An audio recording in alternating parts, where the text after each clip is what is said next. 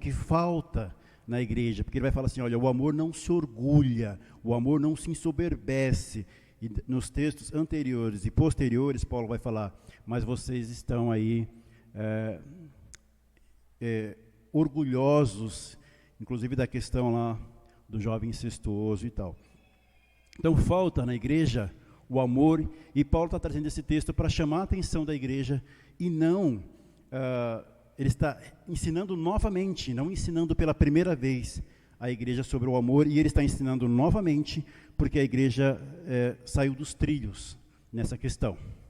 Então Paulo vai falar, se eu posso falar língua dos anjos, eu posso falar língua de homens, línguas estranhas, eu posso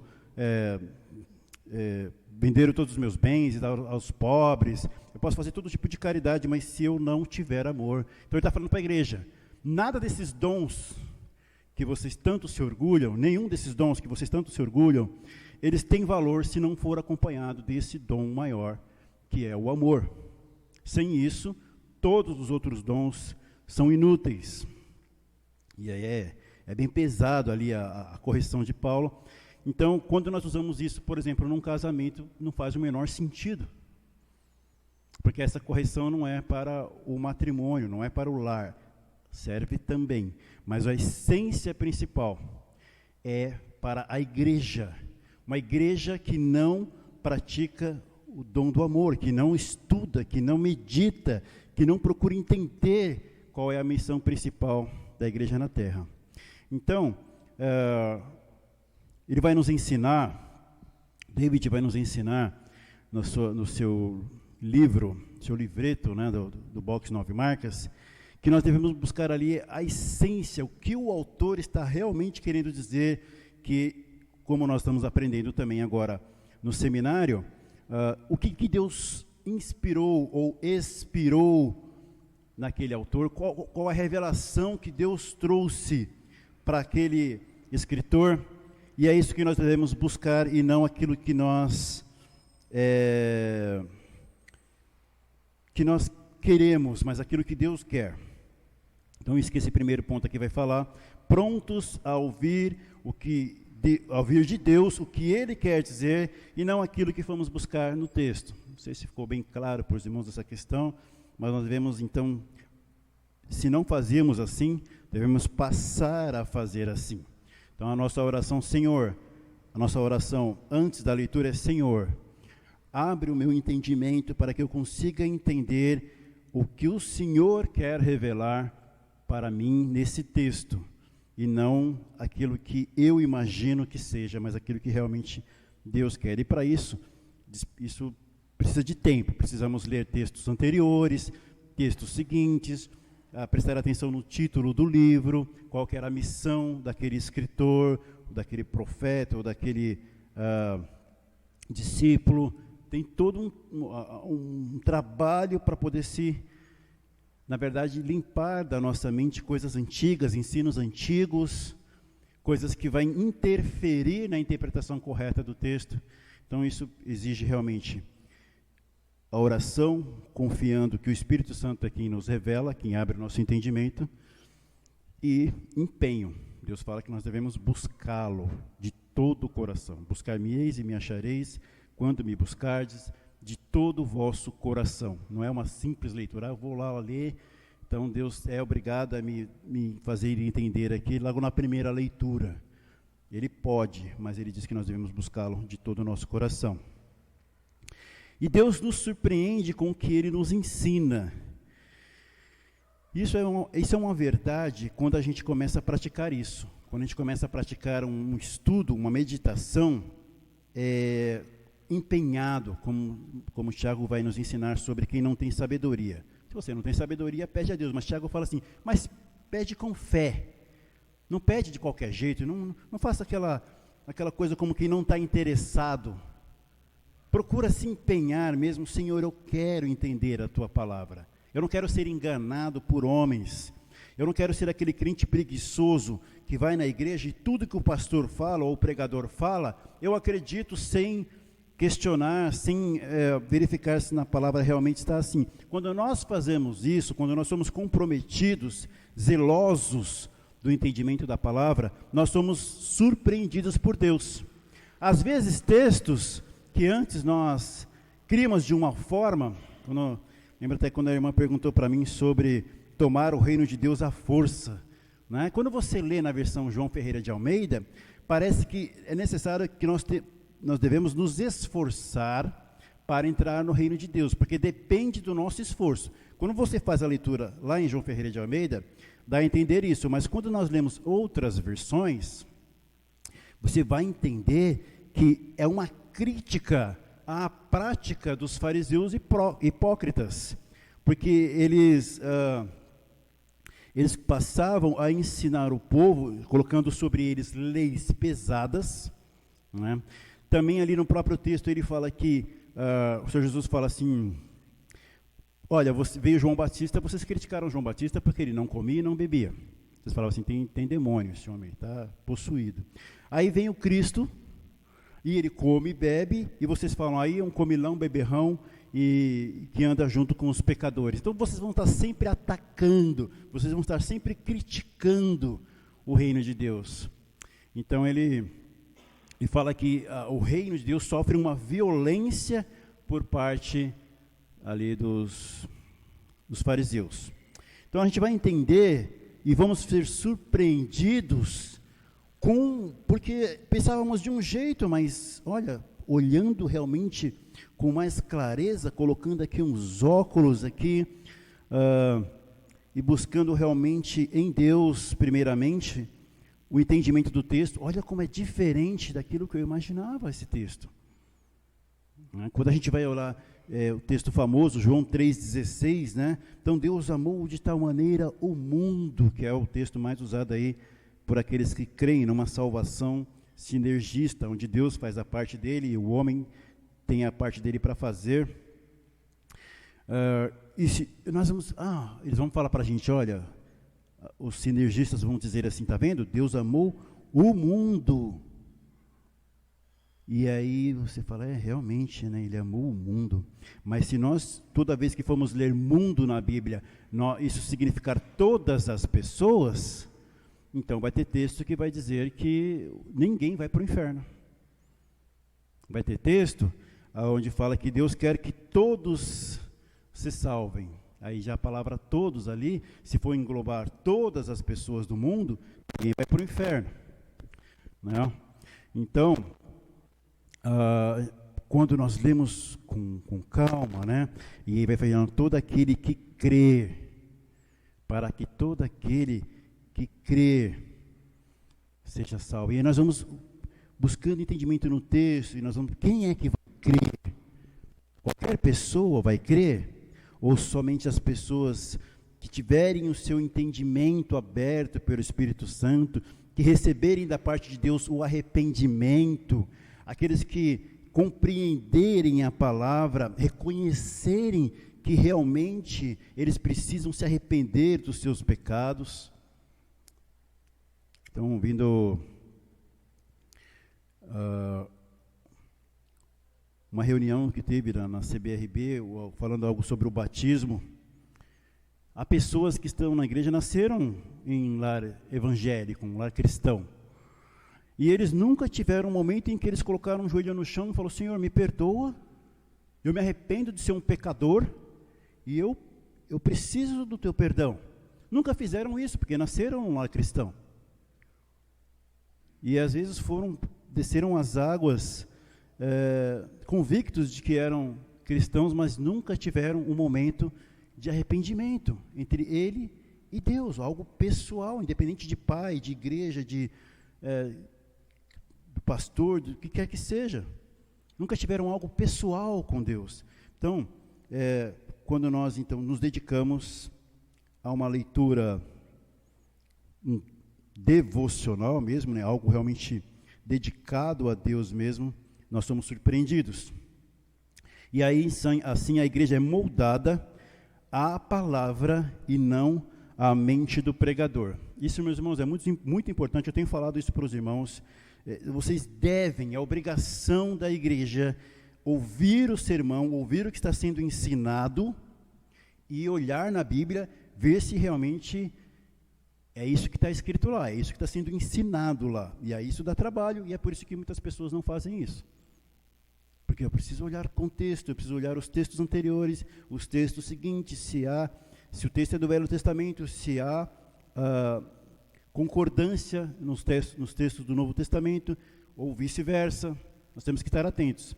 Eu estou lendo, então, como já disse para os irmãos, o livro Pregação Expositiva, e achei uma coisa interessante. No dia que nós fomos lá na Igreja da Cruz, com os pastores convidados lá pelo pastor Anderson, ele fez lá com a gente uma leitura usando um método chamado Lectus Divino, que é uma leitura orante, né? Segundo ele nos ensinou lá. E quando eu estava lendo ali o livro do David, de pregação expositiva, ele faz uma crítica a esse método de leitura. Ele fala que nesse método, ele tem uma origem assim, ainda que Agostinho praticasse isso, é de uma origem católica. Então, lê-se um trecho do Salmo, medita um pouco sobre aquilo, e aí depois lê um outro trecho, medita, lê novamente, lê até umas 2 ou 3 vezes, e assim segue. Quem leu, né, depois vou deixar disponível para os irmãos, se Deus quiser, vamos ter uma biblioteca na igreja, os irmãos podem ler depois. Mas na crítica de David, esse método foi criado porque as pessoas, então, até ali, então, os líderes, os teólogos, entendiam que a revelação se dá por inspiração no cristão. E o que nós estamos aprendendo lá no seminário reformado? Que inspirados foram aqueles que Deus usou para escrever a Bíblia, que nós já temos aqui fechada, o cânon. Hoje, nós temos a palavra já inspirada. Cabe a nós meditarmos no texto com dedicação buscando entender aquilo que Deus quis revelar. Por que eu estou trazendo isso para os irmãos? Às vezes, no passado, eu praticava muito isso, eu tinha muito essa coisa de, dependendo de quem está falando, que a gente fala assim, olha, é uma pessoa importante, é uma pessoa que tem muito conhecimento, ela é muito famosa, ela é muito conceituada no meio reformado e tal, então se ele está dizendo, então está certo, não vou questionar. Eu fazia muito isso. Hoje eu sou aquele crente chato. Creio eu até que por isso que me tiraram do grupo lá da CBRB, do WhatsApp e do Instagram. Do Instagram não, do Telegram. Porque quando eles traziam alguma coisa que eu não concordava, eu questionava. Eu falava assim, mas está certo isso? É assim mesmo? E eu fiz a mesma coisa aqui. A gente tem um grupo lá, dos pastores que participaram do café pastoral, lá na Igreja da Cruz. Eu levei a questão lá. Primeiro eu perguntei, qual é mesmo o nome do método de leitura? Aí um dos irmãos falou assim, Lectus Divinos. Aí eu falei, então não estou enganado, é isso mesmo. Printei, né, tirei foto das 2 páginas do livro que fazia crítica e coloquei lá no grupo. Até o pastor me respondeu e falou que é uma crítica injusta. O pastor Anderson falou que é uma crítica injusta. Mas, de qualquer forma, nós temos que analisar, fazer uma análise disso. Porque ou o autor do livro, que foi inclusive recomendado pelo pastor, ou o autor do livro está errado, cometeu um erro na crítica dele, ou a prática da igreja está errada em praticar algo que é criticado por um livro que nos ensina a ser uma igreja saudável. Então, de qualquer forma, alguma coisa está errada ali e eu preciso fazer uma análise sobre isso. Eu não posso aceitar só porque é um pastor que tem muito conhecimento, que tem muito entendimento. Se ele estiver errado, vai ter que reconhecer, realmente está errado. Ou se o livro está errado, nós temos que trazer para a igreja, irmãos. Essa correção aqui do David, considerem ela, porque ela é uma crítica injusta. Porque fazendo assim, nós não levando, temos que respeitar, temos que seguir bons exemplos dos líderes, dos pastores, mas naquilo que eles estão errados, nós temos que estar atentos, porque senão nós vamos ser moldados à mente do pregador ou do pastor. E isso, meus irmãos, é o chamado efeito manada, é o efeito gado. Para onde vai o homem montado num cavalo lá, os boi vai tudo atrás.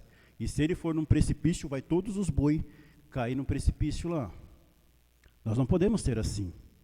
O que nos guia, o que nos orienta é a palavra e não a pessoa que está na frente da igreja, na liderança. Nós temos que deixar de ser manada, deixar de ser como um gado que não pensa. Nós temos que pensar, essa direção está certa? Mas os boi está tudo indo para lá. Ok, tudo bem, mas está certa essa direção? É esse mesmo caminho? Esse capim que está comendo aí é saudável? Ou isso é venenoso, está misturado junto com ervas e eu vou comer e passar mal? Nós temos que pensar, sermos crentes pensantes. Talvez um dia o Senhor me tire daqui, leve para um outro ministério, ou me leve para a glória, e eu vou estar lá com Jesus feliz, e os irmãos ficam aí à mercê de um outro pastor. E talvez Deus coloque, como já aconteceu aqui nessa igreja, Ele coloque um pastor que seja um sem noção. A igreja não pode seguir o pastor sem noção. A igreja ela tem que ser pensante. Ela tem que olhar e já falar, acabou o culto, a pregação lá, chama o pastor e fala assim, meu irmão, olha, você ensinou isso, vamos orar aqui, né? Fazer uma oração, porque eu tenho algo para tratar com o pastor e eu creio que isso pode trazer aí uma certa desconforto e tal. Ora, pede a Deus orientação e tal. E depois fala assim, olha, você ensinou assim, assim, assim, mas na palavra, na verdade, diz assim, a interpretação correta é essa aqui, com base no que Tiago falou, com base no que Pedro falou, com base no que Paulo falou, com base no que os profetas falaram. E aí você é uma ovelha pensante, você não vai seguir um pastor que está te levando para uma direção contrária a Deus. Jeremias 23 nos alerta sobre isso. Nós devemos estar atento à profecia e mesmo que ela se cumpra, nós não devemos seguir se está nos levando para uma direção errada. Então, a igreja deve ser moldada pela palavra e não pela mente do pregador. E aí, falando sobre profetas, né? O que se diz sobre os profetas? Como é que funciona o trabalho de um profeta? Eles recebem uma mensagem e não só a comissão de pregar o que quisessem, mas sim somente aquilo que ouviram. Aí eu vou bater nessa tecla várias vezes para os irmãos que não leram ainda, vai lá e lê Jeremias 23. O profeta ele tem uma missão, e às vezes o profeta ficava anos sem ouvir uma mensagem de Deus. Às vezes ele ficava muito tempo sem ouvir uma mensagem de Deus. E do nada, né, uma expressão aqui, Deus aparecia porque o povo está se desviando, porque o rei está cometendo adultério, porque o povo está indo para a idolatria, porque o povo está se envolvendo com, os homens se envolvendo com mulheres estrangeiras, e as mulheres vice-versa, se envolvendo com homens estrangeiros, e Deus ordena ao povo que não se contamine com os outros povos. E aí Deus então vai lá no profeta, e às vezes, meus irmãos, eram coisas dolorosas, porque Deus está falando assim, o povo está comendo, vou usar a palavra de João Ferreira de Almeida aqui, porque está gravando, né? O povo está comendo esterco, o povo está comendo cocô, fala logo a palavra, né? E o que significava isso? Eles estão se alimentando de ensino de deuses estranhos, que não são deuses. Eles estão se contaminando com o ensino, com doutrinas que não vieram de Deus, de outros povos. E ele precisa falar para o povo de uma forma clara o que eles estão fazendo. O que ele faz? Chama um profeta, fala assim, vem cá meu filho, meu servo, meu escravo, vem aqui. Eu quero que você cozinhe a sua comida em cima do cocô e come. Porque o meu povo está fazendo isso. O profeta fala, Senhor, toda a minha vida, nunca coloquei uma coisa impura na minha boca. Nunca. Aí Deus fala, tá bom. Pode ser num cocô de um animal, de uma vaca, de um cavalo, mas tem que ser fezes. Porque o povo precisa saber que eles estão se contaminando com coisas impuras. E olha a situação do profeta. O povo está adulterando, está se envolvendo com outros deuses, se misturando com outros povos, cometendo adultério. Ele chama o profeta. O profeta, casa com uma prostituta. Senhor, uma prostituta? Porque meu povo está se prostituindo.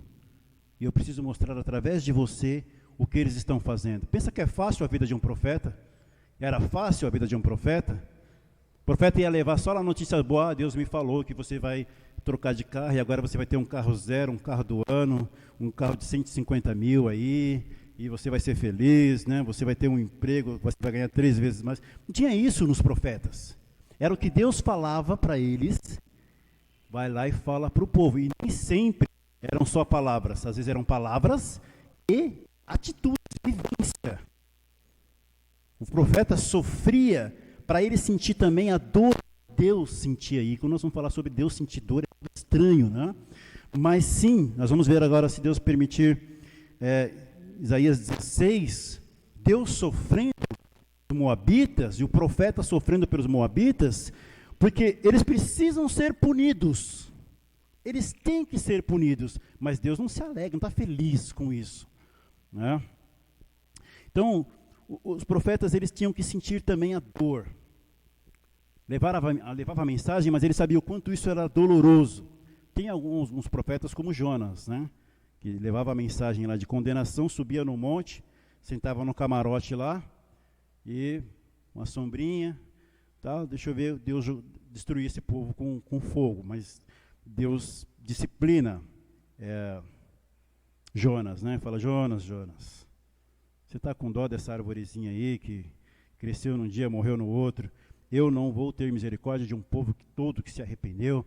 Então ali mostra ali, Deus está muito mais preocupado com pecadores que se arrependem do que justos, entre aspas, que acham que não precisam de perdão. Mas em geral os profetas, eles são ensinados a pregar a justiça de Deus, mas sentir a dor das pessoas que estão sendo ali punidas por Deus. Essa era a missão dos profetas. Eles não podiam chegar lá e falar o que eles quisessem. Contei para os irmãos lá a história de Micaías, né, o profeta que o rei odiava. E aí ele fala para o mensageiro do rei, o mensageiro do rei fala para ele: olha, não vai contrariar os outros 400 profetas lá que estão falando a favor do rei. Chega lá, você concorda com eles. Micaías fala: tão certo como vive o Senhor, aquilo que o Senhor me disser, isso eu falarei. E quando ele chega para o rei, eu creio que de uma forma irônica, né, o rei pergunta assim: e aí, Micaías, nós devemos ir ou não? Micaías fala: pode ir, que Deus vai te dar a vitória, vocês vão ser felizes. E o rei percebe isso e fala assim: Micaías, quantas vezes eu vou ter que te fazer jurar para me falar somente a verdade? Então Micaías fala: você vai ser destruído. Então ali, o rei fica ainda com mais ódio dele, manda jogar ele num poço. Essa história é muito, eu gosto muito dessa passagem, ela me ensina muito, mas a gente entende que o profeta não pode falar o que ele quer. Ele tem que falar aquilo que Deus manda ele falar, e assim tem que ser os pregadores, a liderança na igreja. Não é o que eu quero falar, é aquilo que Deus manda eu falar. Então nós vamos falar sobre a ira de Deus, nós vamos falar sobre a justiça de Deus, vamos falar sobre o amor de Deus, a paciência de Deus. Todo o ensino de Deus nós devemos transmitir na igreja, e não enfatizar mais uns e esconder outros. Tudo o que Deus nos deixou escrito na sua palavra deve ser ensinado e pregado da maneira como Ele nos entregou. Então ele fala que da mesma maneira é com os pregadores, só tem autoridade quando falam a mensagem de Deus. Por isso a igreja deve estudar, por isso a igreja deve estar atenta, porque como você vai saber se o que o pregador está falando está de fato em concordância com o que Deus realmente quis dizer na sua palavra? Eu preciso estudar, senão vou ser enganado. Não vai ter aqueles versículozinhos, né, de calendário: tudo posso naquele que me fortalece. Então posso ter uma vida cheia de regalias, eu posso ter o emprego que eu quero, eu posso ter o cônjuge que eu quiser, eu posso ter a casa que eu quiser. Então, assim, posso todas essas coisas. O entendimento é errado. Porque Paulo está falando, eu posso sofrer, eu posso ser preso, eu posso ser espancado, eu posso ser traído, eu posso ser humilhado. Porque Deus me fortalece para passar por essas coisas. Então a gente precisa realmente estudar a palavra para não sermos enganados. E saber se realmente a pessoa que está pregando está falando com a autoridade de Deus ou está falando pela sua própria mente, pelo seu próprio entendimento. Vamos trazer aqui então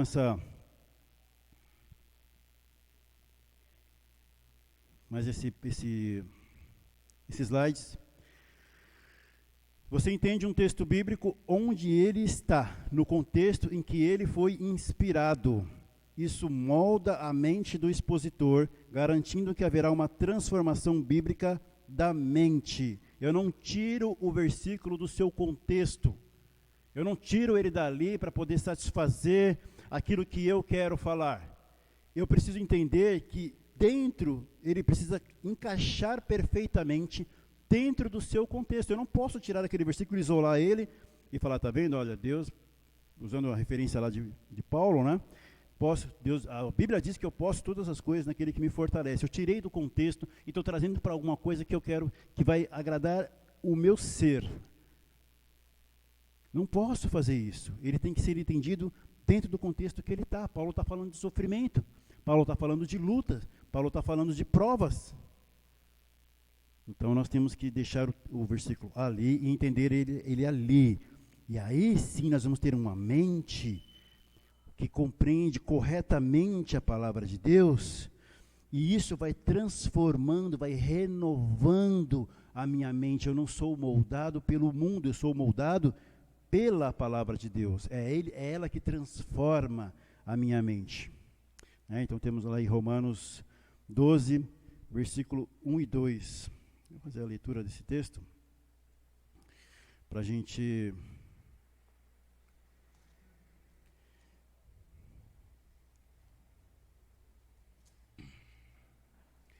Romanos 12, 1 e 2, que diz: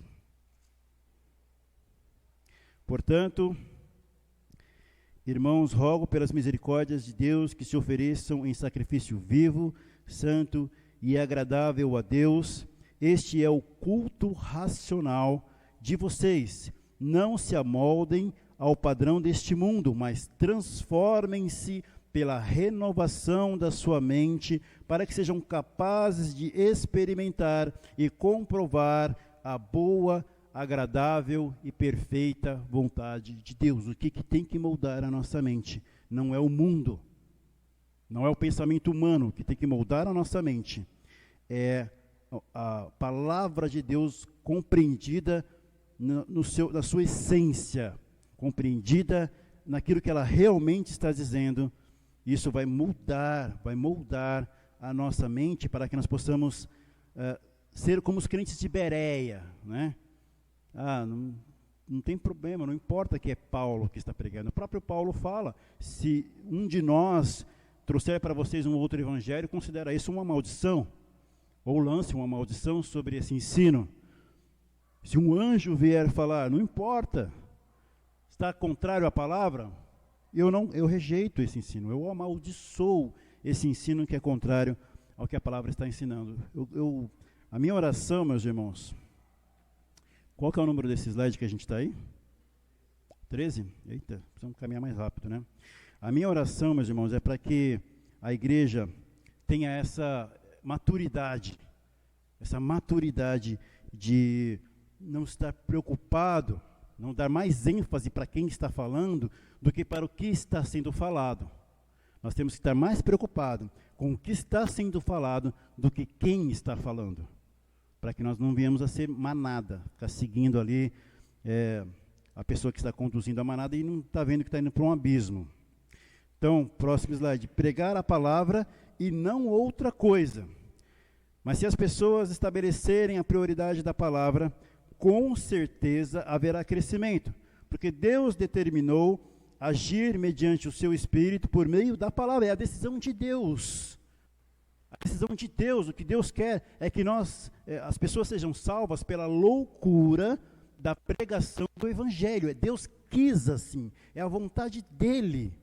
E se as pessoas elas estivessem preocupadas em evangelizar e pregar aquilo que Deus entregou, confiando que é Deus quem vai dar arrependimento, não teria esse inchaço na igreja. Eu estava vendo com a minha esposa ontem o livro A Ata da igreja, e acompanhando ali as membresias, né, os que entraram, os que saíram, e era um rodízio assim, absurdo. As pessoas entravam na igreja, e saíam, passavam tempo, pediam reconciliação, e aquele entra e sai da igreja, 60 membros, outra hora cai para 50, outra hora cai para 45, e tem essa alternância, reclamações do pastor que as pessoas não estavam sendo frequentes na EBD ou nos cultos. Então a igreja tinha lá 50 membros, mas no dia do culto vinha 30. Então, é um inchaço na igreja, mas uma igreja que realmente cresce sadia, é uma igreja que cresce, o que atrai as pessoas para a igreja é a pregação da palavra, e não porque é um clube, porque tem lugar para as crianças ficar, porque o pastor é legal, ele é despojado, ele é moderninho, ou ele é famoso, os hinos são maravilhosos. Não, nós estamos aqui porque queremos uma igreja que pregue a palavra, e isso então vai trazer um verdadeiro crescimento na igreja, um crescimento de pessoas firmes e fortes, e não um inchaço. O Senhor Jesus nos alerta sobre o fermento na igreja, né? Então, a vontade de Deus, ele determinou assim, agir mediante o seu Espírito por meio da sua palavra. Então, alguém pregando a palavra a outros, enquanto as pessoas somente ouvem, traz a ideia de um porta-voz de Deus. A fonte de crescimento da igreja é a pregação correta e expositiva. Então, como os profetas faziam, né? Como ali Moisés fazia, como outros profetas faziam, até mesmo João Batista, traz essa ideia, alguém pregando a palavra para outras pessoas, enquanto as pessoas somente a ouvem. É diferente de hoje nós estamos nesse sistema na EBD, que estamos fazendo um curso específico, né? Mas, em geral, eu gosto de dar espaço para que os irmãos façam perguntas e a gente tenha uma participação mais interativa. Mas a pregação expositiva ela tem isso, não há uma interação da igreja com o pastor, apenas ele se prepara a mensagem, ouve e transmite isso para a igreja. Isso é um meio, né, o que faz com que a igreja cresça e a igreja seja realmente uma igreja sadia. Então, o que acontece com a pregação expositiva? Observem pessoas famintas terem suas vidas transformadas à medida que o Deus vivo fala com elas por meio do poder da sua palavra. Ele cita um versículo aqui de 1 Coríntios, capítulo 1, versículo 21, na revista e atualizada. Visto como na sabedoria de Deus o mundo não o conheceu por sua própria sabedoria, aprove a Deus salvar os que creem pela loucura da pregação do Evangelho. Essa é a visão que nós temos que ter. Nós temos que prezar pela pregação expositiva, porque é o que alimenta as pessoas que vêm para a igreja, é o que transforma a mente das pessoas para serem segundo a mente de Deus, é o próprio Deus falando com elas por meio do poder da sua palavra. Nós temos que estar bem atentos a isso. A gente precisa... Nós estamos aqui como que numa espécie de um bunker, né? Que é aquele lugar onde os soldados ficam, e ele é bem protegido, né? De ataques, de bombas, de tiros. Ele tem uns quadradinhos assim, por onde você enxerga o que está acontecendo lá fora, e no caso dos soldados, até o lugar por onde eles vão atirar contra os inimigos. Mas há momentos em que a gente vai ter que sair desse bunker aqui. A gente vai ter que deve convidado para ir para uma outra igreja, às vezes a gente acaba indo, ou vai num casamento, ou alguém convida para ir num culto, na casa da pessoa, ou você ouve uma pregação no rádio, ou você no seu trabalho é abordado por uma outra pessoa que é de uma outra denominação. Então nós temos que estar atentos e preparados para responder a qualquer que vier questionar a nossa fé. Mas aqui nós estamos nos preparando, nos fortalecendo para isso, para sermos soldados aptos e preparados. Então, o papel do pregador. O que o pregador deve ser ou fazer? Ele deve tornar central a palavra de Deus. E há um erro. Qual é o erro? Quando a natureza da pregação é motivada pela audiência, o que o público gostaria de ouvir, isso leva a um enfraquecimento da palavra. E é óbvio isso, né? Isso é óbvio. Quando você recebe uma mensagem, você tem que transmitir para outra pessoa, mas você não prestou atenção naquela mensagem, ou você não gostou do conteúdo daquela mensagem, ou você sabe que o que você vai falar para outra pessoa vai machucar, vai ferir, vai doer, a tendência é você modificar aquilo, porque você não está preocupado em ser fiel àquele que te transmitiu a mensagem, em ser fiel à mensagem, você está preocupado com a reação da pessoa.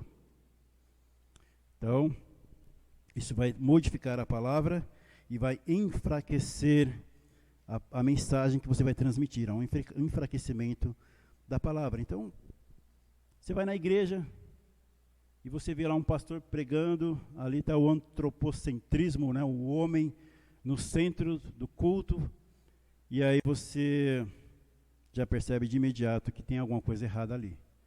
Né? Alguma coisa errada não está certa. Né? O pessoal brinca com essa expressão. Então,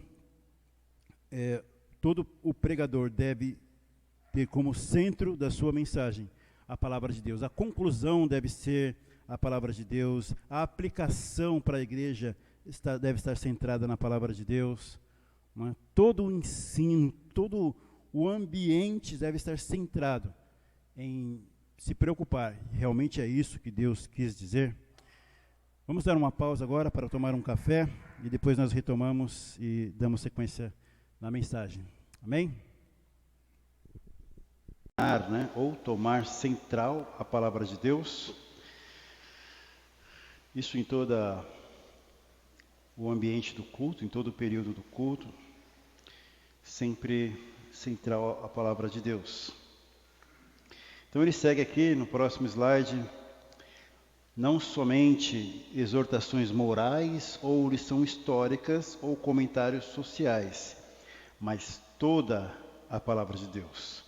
A gente não é para fazer separação das coisas. Né? Eu citei para os irmãos que eu fui lá numa igreja, que fui convidado para participar de um estudo para casais, e eles simplesmente, a pessoa que estava expondo ali, simplesmente não aplicou a Bíblia, não usou a Bíblia como base para instruir os casais, considerando que está dentro de uma igreja dita cristã, evangélica.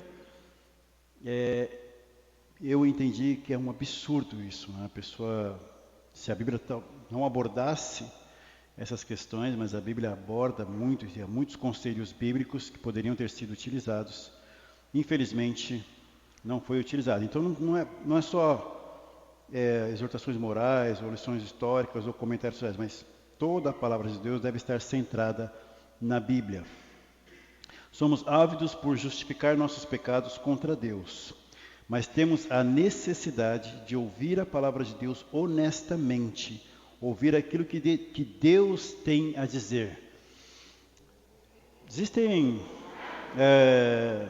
É muito comum, não só em igrejas ou ambiente que não são reformados, em ambientes neopentecostais, enfim, mas também dentro dos ambientes onde se dizem igrejas saudáveis. Eu tenho visto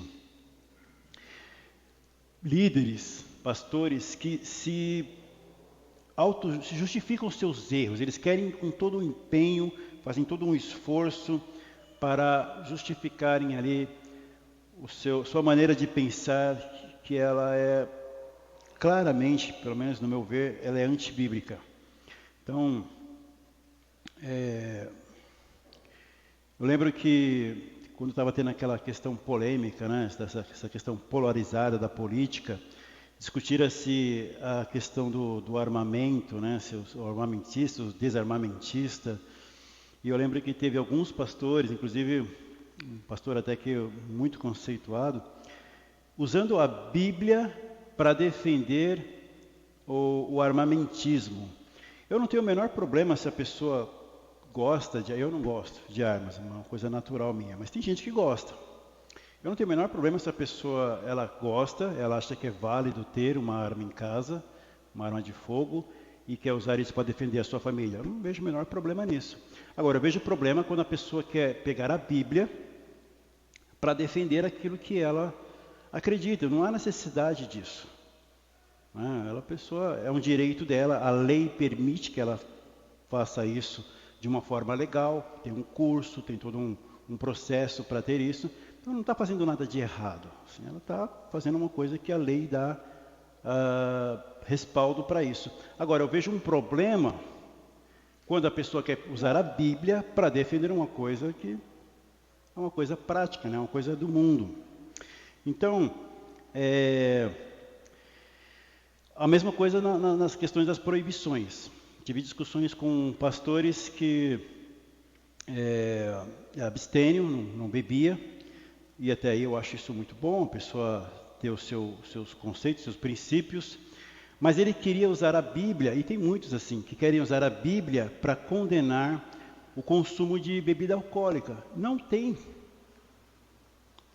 textos bíblicos claros que falem sobre isso. Vai ter textos que falam não se embriagar, né, não ser dado a bebida para os bispos, é dito isso que ele não beba em demasia, mas não há um texto que fala consumir qualquer bebida fermentada ou alcoolizada é pecado. Não tem. Então a pessoa ela tem que ser sensata, né? Ela tem que dizer aquilo que a Bíblia diz, focar naquilo que a Bíblia foca. Deixar essas questões de usos e costumes tem a sua importância, mas isso tem que estar ali em segundo plano. Primeiro plano é o foco, é a salvação, é dizer ao pecador que ele é um pecador, que ele tem que se arrepender dos seus pecados, e o pecado não está ligado somente a questões morais, mas o pecado está ligado à herança de Adão. Nascemos pecadores. Se você vai dar ênfase às questões morais para o pecado, você vai ter dificuldade de evangelizar uma pessoa que ela é bem regrada, que ela anda corretamente. Essa pessoa vai falar: eu não bebo, eu não fumo, eu não traio a minha esposa, eu educo bem os meus filhos, eu trabalho, eu pago as minhas contas, eu ajudo pessoas necessitadas, como o jovem rico. Você vai ter dificuldade de evangelizar uma pessoa assim. Então nós temos que ser honestos naquilo que a Bíblia diz. O homem nasce pecador, ele precisa se arrepender dos seus pecados. Não importa se você acha que você é menos pecador ou mais pecador. A Bíblia fala que todos pecaram e foram destituídos da glória de Deus. Precisam se arrepender, precisam reconhecer que são pecadores. Mas existem muitos, eu conheci alguns pastores, líderes que têm ali os seus pecadinhos favoritos e ficam torcendo a Bíblia para sustentar ali o seu erro, a sua visão distorcida da Bíblia. Então, temos que ser honestos. E muitas vezes vamos ter que dizer: eu tenho dificuldade nessa área, mas não é porque eu tenho dificuldade nessa área que isso deixa de ser pecado. É pecado, eu tenho esse problema, eu estou orando a Deus para o Senhor me ajudar com esse problema. Como Paulo vai dizer: o bem que eu quero fazer eu não faço, o mal que eu não quero fazer, esse eu acabo fazendo. Miserável homem que sou. E a gente precisa, ele fala assim, dos pecadores eu sou o pior. Então a gente precisa ter essa sinceridade diante de Deus, não para cauterizar o nosso pecado e continuar praticando sem sentir culpa, não é essa a ideia, mas é confessar os pecados, reconhecendo a fraqueza diante de Deus e seguindo em frente. Assim, fazendo assim, nós não torcemos aquilo que Deus diz e ensina, nós reconhecemos que somos fracos naquilo, oramos a Deus para termos resistência, para resistir a um desejo mau, e abandonar aquilo, despir o velho homem e nos revestir da palavra de Deus. Então é assim que o pregador deve proceder. Então, seguindo aqui, pesquisas de mercado, visitas, dar aquilo que as pessoas querem, ler livros de marketing, preencher questionários de satisfação dos clientes, né? Então, nada a ver essas coisas. E já aconteceu. Eu tive, como eu falei para os irmãos, estava revendo com a minha esposa o livro de Atas da igreja. Um dia, se Deus quiser, eu vou digitalizar tudo isso aí e disponibilizar para os irmãos se escandalizarem junto comigo com o passado da igreja aí, né? Tinha um pastor que ele vinha aqui nesse púlpito aqui pregar, então ele falava sobre a feira. Porque eu fui lá e o tomate estava R$5 o quilo, né? Mas o pepino estava R$2,90. Eu falei, mas o que isso tem a ver, né, com a mensagem, com o que está sendo aplicado?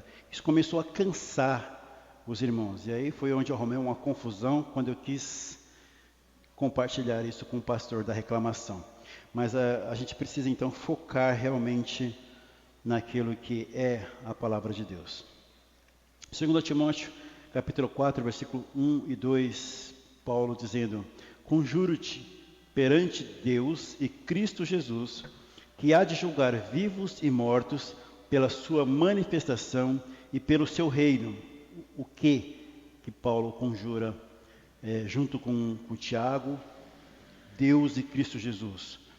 Prega a palavra, insta, quer seja oportuno, quer não, corrige, repreende, exorta com toda a longanimidade e doutrina. Meus irmãos, Paulo deu uma resumida aqui no papel do pregador, mas de uma forma tão precisa que acho que vale a pena a gente dar uma destrinchada um pouco nisso aqui. Prega a palavra, Timóteo. Prega a palavra. Eu estou falando isso para você aqui na presença de Deus, na presença de Cristo Jesus, que você deve focar nisso. Insista em pregar a palavra. Não abra mão disso. Tá? Não fica contando historinha, não fica aqui inventando moda, né? Para que as pessoas venham para a igreja por conta do que ele fala aqui, né? Pesquisa de mercado, visitas, dar o que as pessoas querem, se especializar no marketing, e preencher questionário. O pessoal vai fazer evangelismo e o pessoal vai desenvolvendo alguns métodos, né? E aí como é que você vai entrar na casa da pessoa para chegar lá e abordar sobre a palavra de Deus? As pessoas às vezes elas nem querem. Então o que eles fazem? Fazem um questionário de satisfação dos clientes. E nessa abordagem, eles entram ali com um evangelismo, alguma coisa assim. Paulo está falando, olha, simplesmente prega a palavra. O Senhor Jesus fala para os seus discípulos, quando vocês forem sair para pregar o evangelho, e você entrar na casa de uma pessoa, saúda aquela pessoa com a paz do Senhor. Se ela não quiser, pega de volta a paz. Sai daquela casa, bate o pó da sandália na porta, na casa dela, e parte para a próxima. Parte para a próxima. Aquela pessoa vai dar conta a Deus. O evangelho foi levado até a casa dela e ela rejeitou. Você fez a sua parte. Você pregou o evangelho. Não fique inventando moda. Não inventa moda. Apenas prega o evangelho. E para que nós devemos então... Ele segue, né? Insista em pregar a palavra. A questão da oportunidade, se ela vem ou se ela não vem, prega a palavra. Se o momento é apropriado ou não, né? Quer oportuno, quer não. Se a pessoa está sendo resistente, se ela está incomodada com aquilo, se ela não gostou da mensagem, ela fala assim, não sou pecadora, sou uma pessoa que vive minha vida corretamente, não importa, pregue a palavra. Se aquela pessoa tiver que ser tocada, se ela é uma ovelha de Cristo, ela vai ouvir a voz de Deus e ela vai seguir a Cristo. Esse é o nosso papel, pregar a palavra, sem ficar inventando moda. Então, Atos 6:4 mostra que devem se consagrar à oração e ao ministério da palavra, porque a palavra é que dá vida e deve preservar a palavra da vida. Filipenses 6:4. Em Atos a gente vê que os apóstolos estavam pregando a palavra, em especial o apóstolo Pedro. Ele está incomodando os fariseus, ele arrumou uma confusão com os fariseus, não com a classe mais baixa ali dos fariseus, mas ele arrumou uma confusão com o sumo sacerdote, o clero ali, né? A diretoria dos fariseus. Porque ele está pregando o evangelho, e quando ele está pregando, ele não fala assim, o Cristo que nós crucificamos, o Cristo que os judeus crucificaram. Ele fala, o Cristo que vocês, autoridades do povo de Israel, mataram na cruz, executaram na cruz. E aí a gente vê em Estevão, vendo essa mesma visão, essa mesma dureza de palavras. O Cristo, o Filho de Deus, que vocês crucificaram na cruz. Então, a igreja está ali orando por Pedro, porque Pedro está preso. O governador tem a intenção de matar ele, para fazer um sensacionalismo ali, e amedrontar ali os cristãos. Mas Deus envia um anjo até Pedro, solta Pedro, enquanto a igreja está orando. E é interessante que quando Pedro chega, ninguém acredita que é Pedro. A mulher que vai atender a porta não acredita, quer dizer, ela ouve a voz de Pedro, abre a janelinha, é Pedro. Larga Pedro lá na porta, vai contar para todo mundo com a porta fechada lá, né? Olha, Pedro está aí, pessoal, você está louca, né? Imagina, Pedro está preso e ele vai ser morto, né? Então, a igreja deve orar. A igreja deve orar com o propósito do crescimento da igreja. Ela deve ser consagrada à oração, e eu tenho falado para os irmãos, a quarta-feira aqui, graças a Deus tenho vindo, alguns irmãos têm vindo também, mas eu continuo insistindo para os irmãos, aqueles que não puderem vir, o irmão Alifer está se empenhando aí em colocar o link, né? Disponibilizar para os irmãos participarem. Separem um tempo, meus irmãos, para a oração, isso é muito importante. A pregação expositiva, ela é importante, mas a oração é igualmente importante. Então, mas o foco aqui é a palavra, então é a palavra que dá vida. E nós devemos preservar a palavra da vida, e a base, Filipenses capítulo 6, versículo 4. Esse slide que eu coloquei agora, que número que é, irmão? 21. Vai até o 23? Não, qual que é o total de slides? 36? E esse é o 21. Vamos ter que encerrar nisso, porque já são 11 horas. Então, começando aqui Calvino e a pregação. Ele tem uma fonte aqui que é a revista Fé para Hoje, da editora Fiel, de 2010, março de 2010. E tem um artigo lá chamado Calvino e a Pregação das Escrituras, e editado por Franklin Ferreira. A Igreja de Deus será educada pela pregação autêntica de sua palavra, e não pelas invenções dos homens, as quais são madeira, feno e palha. Durante quase 25 anos de ministério da Igreja de Saint-Pierre, em Genebra, seu modelo de pregação foi o mesmo, do começo ao fim, pregando através da Escritura, livro após livro, versículo após versículo. É engraçado como a sensação inicial de quando se começa a pregar a Bíblia expositiva é de que isso vai cansar a igreja. E eu vivi essa experiência, porque eu comecei a pregar em Romanos. Enquanto o texto ele é, vamos dizer assim, atual, ou é um texto assim que impacta, isso vai bem. quando se começa a pegar um texto que é mais difícil de explicar, você vai percebendo que a sensação é de que a igreja não vai suportar isso. Mas o que Deus tem me mostrado, ou tem nos mostrado, nesses últimos dias? O conselho de Paulo a Timóteo funciona. Prega a palavra. Deus vai acrescentar aqueles que Ele quer acrescentar à igreja. Então, meus irmãos, mesmo que nós não estivéssemos no número que estamos hoje, mesmo que nós estivéssemos com um grupinho pequeno, isso não pode alterar a maneira que Deus estabeleceu para o crescimento da igreja. Nós devemos, então, pregar a palavra, porque a igreja de Deus, ela vai ser educada pela pregação autêntica da sua palavra. E o que as pessoas têm inventado nas igrejas para atrair pessoas? Teatro, dança. Estava até vendo lá no livro de Atas, essa igreja já teve ministério de dança. Né? Colocava as adolescentes aqui com aquelas roupas com...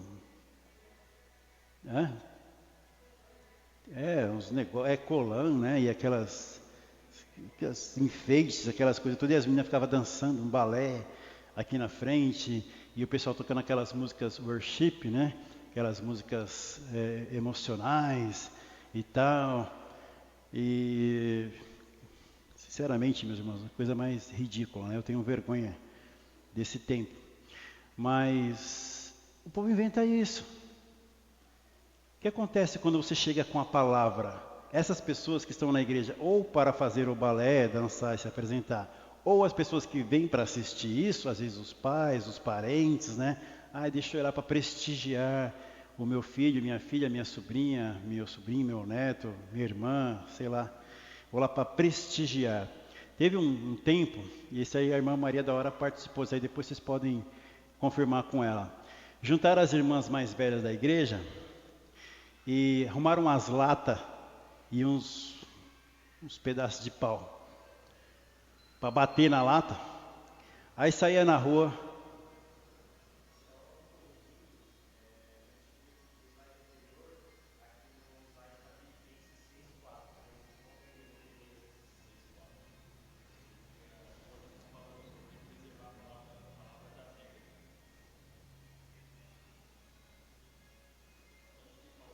Rapaz,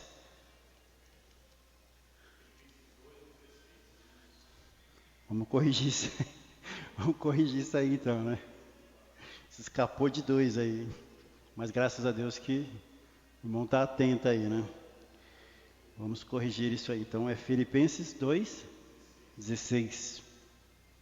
Muito bom, meu irmão. Glória a Deus por isso, né? O Senhor está aí. Os irmãos estão atentos aí. Isso me escapou. Peço perdão à igreja, isso me escapou. Já peguei pronto, algumas coisas eu fui conferindo, alguma coisa escapou. Então, tinha aqui a MCA, né? Mulheres Cristãs. Os irmãos anotem aí na apostila, por favor. Tinha aqui as Mulheres Cristãs em Ação. É a MCA.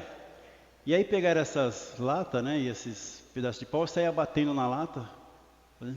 Tum, tum, tum, já encontrei. Tum, tum, tum, já encontrei. E saía assim, no bairro, batendo isso aí. Qual que era a ideia? É que as pessoas ficassem curiosas e falassem assim: você já encontrou o quê? Aí falaram: não, nós encontramos Jesus e tal.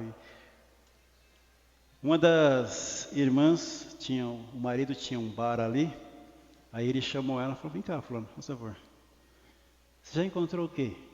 Não, é um trabalho da igreja. Aí ele falou: filha, vai encontrar uma pia lá, cheia de louça para você lavar lá. Fica aí no meio da rua, esse papel ridículo aí, já encontrei. Eu falei: pelo amor de Deus, né? Vai para casa aí lavar uma louça e tal. E coisas, né? Métodos, coisas que as pessoas inventam para evangelizar. Né? Nós temos que pregar a palavra, meus irmãos. Pregar a palavra. Às vezes isso machuca, às vezes isso incomoda as pessoas, mas pelo menos estamos que nos importa, na verdade, é agradar a Deus e não a homens. O apóstolo Paulo fala, né? Por acaso eu estou aqui querendo agradar a homens? Antes importa agradar a Deus. Então, se Deus quer assim, se a maneira como Ele deixou determinado para que nós aprendêssemos e ensinássemos, então é o que nós vamos seguir. Então, por hoje, vamos parar aqui. Olha que interessante, né, que 25 anos de ministério é basicamente o que nós temos aqui, já 26. Mas a igreja de Saint-Pierre, em Genebra, o modelo de pregação foi o mesmo do começo ao fim, pregando através da escritura, livro após livro. Então é o que eu me propus a fazer depois que fiz o seminário, eu senti da parte de Deus que era para ser assim. Tive dificuldades, como eu já compartilhei com os irmãos aqui no livro de Apocalipse, se eu faria exposição ou não, tendo em vista que outros homens com conhecimento muito mais acima do que o meu não quiseram fazer, mas eu senti da parte de Deus que eu deveria fazer da forma mais simples e humilde que eu pudesse fazer. Hoje estamos expondo Isaías. É também bem difícil fazer a exposição do livro de Isaías, mas o resultado nós estamos acompanhando aí. Irmãos que têm vindo para a igreja buscando uma igreja que prega a palavra expositivamente. Isso não traz mérito para o pregador, porque ele está apenas seguindo aquilo que ele foi ensinado. Se a igreja está crescendo, isso é realmente o efeito de se obedecer ao que Deus manda através da sua palavra. Prega a palavra. Então vamos encerrar por aqui hoje, fazer uma oração. Se Deus quiser, próximo domingo nós encerramos essa marca pregação expositiva. Senhor nosso Deus, louvado seja teu santo nome, Senhor. É bom, Senhor, olhar esse percurso que percorremos juntos, ó Pai, e ver essa evolução não por mérito humano, mas por obedecer a tua instrução, os teus conselhos, ó Pai, o teu ensino. E eu te louvo, Senhor, porque realmente somos servos inúteis. Nós somos úteis apenas nas tuas mãos. Nós funcionamos e somos eficientes apenas porque é o Senhor quem está nos operando. É o Senhor quem está fazendo uso daquilo que nós somos, ó Pai. Então nós te agradecemos por ser usado pelo Senhor, por ser um vaso de barro que está recebendo um tesouro valioso. Eu te agradeço por isso, Senhor. E nós clamamos, Senhor, encha-nos a ponto de transbordarmos, para que outros também possam receber, ó Pai, do teu tesouro, Senhor. E assim, ser de fato pessoas ricas e perfeitas na tua presença, Senhor. Assim nós agradecemos por a tua palavra, pelo teu amor, pela tua misericórdia, no nome santo do Senhor Jesus, para a tua glória. Amém, Senhor. Obrigado, meus irmãos, pela participação, pela paciência, pela atenção, pela correção. Muito feliz, né, de ser corrigido, a igreja está atenta, isso é muito importante. Vamos continuar assim. Deus abençoe a todos. Agradeço também pelo café, pelos irmãos que trouxeram café aí, a participação. Muito feliz em ver a igreja se dispondo a contribuir, a ajudar. Continuem assim. Deus abençoe a todos até a noite, se Deus assim permitir. Está encerrado.